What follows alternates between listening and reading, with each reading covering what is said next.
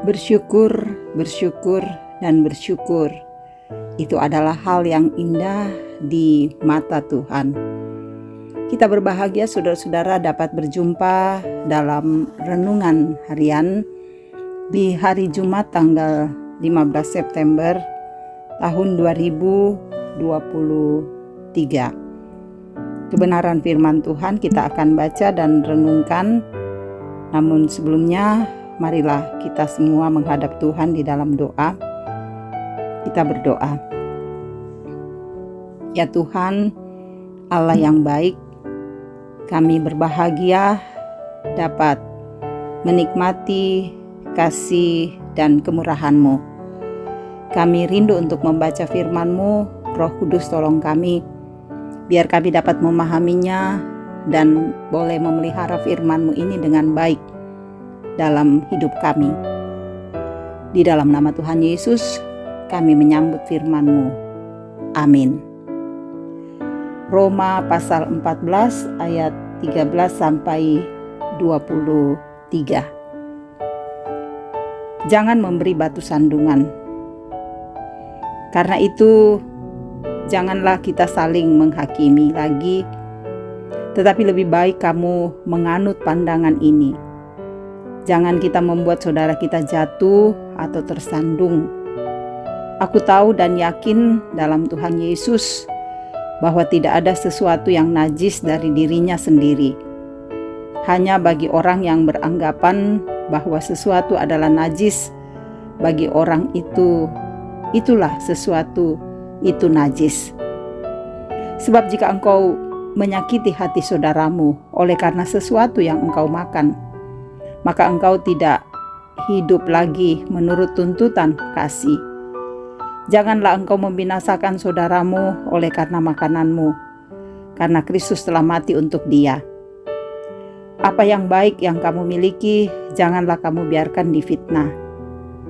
Sebab kerajaan Allah bukanlah soal makanan dan minuman, tetapi soal kebenaran, damai sejahtera dan sukacita oleh Roh Kudus. Karena barang siapa melayani Kristus dengan cara ini, ia berkenan pada Allah dan dihormati oleh manusia. Sebab itu marilah kita mengejar apa yang mendatangkan damai sejahtera dan yang berguna untuk saling membangun. Janganlah engkau merusakkan pekerjaan Allah oleh karena makanan. Segala sesuatu adalah suci, tetapi celakalah orang jika oleh makanannya orang lain tersandung.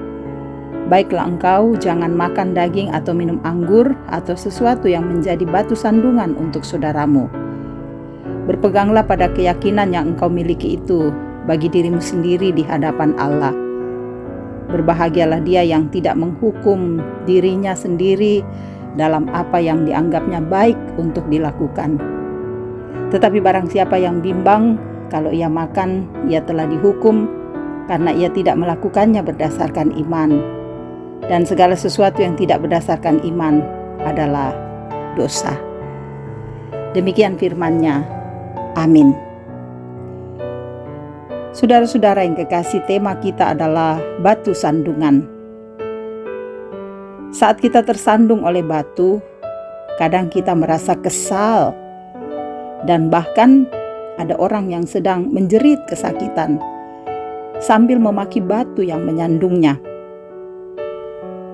Saudara, istilah batu sandungan seringkali merujuk pada orang yang membuat orang lain terjatuh akibat tindakan atau perkataannya.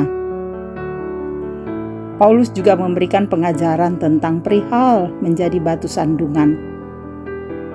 Ia mengingatkan umat Tuhan di Roma agar tetap saling mengasihi dan saling melengkapi, bukan justru saling menghakimi. Paulus mengingatkan agar mereka tidak membuat sekat-sekat antara yang kuat dan yang lemah, apalagi hanya karena persoalan makanan, lalu terjadi pertentangan dan saling menghakimi. Baginya, sangat penting menghormati pandangan orang lain dan tidak memaksakan pandangan dan keinginan untuk diikuti orang lain. Perihal najis atau tidak najis bukan berasal dari makanan, tetapi menjadi najis bagi orang yang menganggapnya sebagai makanan najis. Kebebasan beriman, saudara, yang harus dipraktikkan dalam kasih kepada sesama harus berdasarkan prinsip saling menghargai dan membangun. Tetapi janganlah supaya kebebasanmu ini jangan menjadi batu sandungan bagi mereka yang lemah. Itu kata Paulus dalam 1 Korintus 8. Saudara, kadang dalam kehidupan berjemaat, seringkali kita sibuk saling menghakimi satu dengan yang lain. Ada yang merasa lebih pantas berbicara dan didengar. Ada juga yang merasa tidak dihargai. Nah, hal inilah yang sering menjadi batu sandungan di tengah-tengah persekutuan. Karena itu, saudaraku, baiklah kita saling memedulikan satu lain dan terus merawat persekutuan tanpa ada sekat antara satu dengan yang lain. Kita adalah satu persekutuan di dalam Kristus. Karena itu kita bangun persatuan ini, persekutuan yang indah ini untuk kemuliaan Tuhan. Amin. Mari berdoa. Terima kasih kebenaran firman-Mu kami dengarkan. Kiranya kami tidak menjadi batu sandungan, tetapi kami membangun persekutuan kasih yang indah di dalam Tuhan. Meteraikan firman-Mu dalam hidup kami. Tuhan selalu mengasihi kami, dan kami percayakan hidup kami dalam kuasa-Mu. Keluarga kami Engkau berkati, anak-anak kami, pertumbuhan mereka, pendidikan mereka, masa depan mereka, pekerjaan mereka, usaha mendapatkan pekerjaan. Tuhan terus nyatakan dengan cinta-Mu agar anak-anak kami menikmatinya dengan baik. Usaha kami Engkau berkati, harapan-harapan kami Tuhan kabulkan. Kiranya damai sejahtera-Mu ada dalam keluarga kami. Pergumulan sakit yang dialami saudara-saudara kami Engkau hadir, menguatkan, menjamah dan menyembuhkan. Pergumulan duka Engkau hiburkan agar mereka terhibur dan menyadari ada sobat sejati Yesus yang akan menghapus air mata. Dalam beban hidup kami karena ekonomi, karena pendidikan, karena sosial budaya, topang kami melewatinya dalam cinta Tuhan. Dan juga kami tahu bersyukur karena merasakan sukacita-Mu dengan pertambahan usia, dengan berkat-berkat-Mu. Tuhan sempurnakan sukacita kami. Peliharakan kami semua dalam kebersamaan dengan jemaat, para pelayan-Mu Engkau berkati untuk melayani dengan setia, teguh dan kuat dalam Kristus.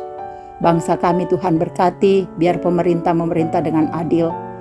Para orang tua kami dalam usia indah, Tuhan jaga sayangi mereka, biar mereka merasa masa tuanya di situ Tuhan bersama, sehingga mereka tidak terbuang tetapi menikmati kasih-Mu.